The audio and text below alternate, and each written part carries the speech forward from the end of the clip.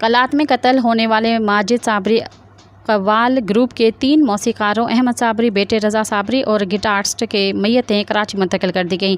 तीनों मैयतें कराची मुंतकिल करने के बाद सर्द खाने मुंतकिल कर दी गई हैं। उनकी नमाज जनाजा PIB ग्राउंड में शाम 5 बजे अदा की जाएगी। माजिद साबरी कव्वाल ग्रुप परफॉर्मेंस के लिए कराची से कोयटा रवाना हुआ था। वो कोयटा से सिर्फ आधे घंटे की दूरी पर थे कि उन पर हमला हुआ।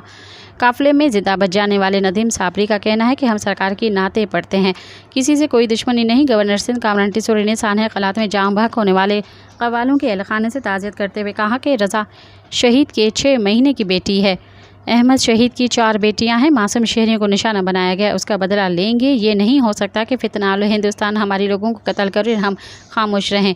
हमने भारत को धूल चटाई और एक बार फिर धूल चटाएंगे। सब्सक्राइब कयो अवामी न्यूज़ HD खे ऐं ताज़ा तरीन ख़बरुनि लाइ ॾिसंदा रहो अवामी न्यूज़ HD।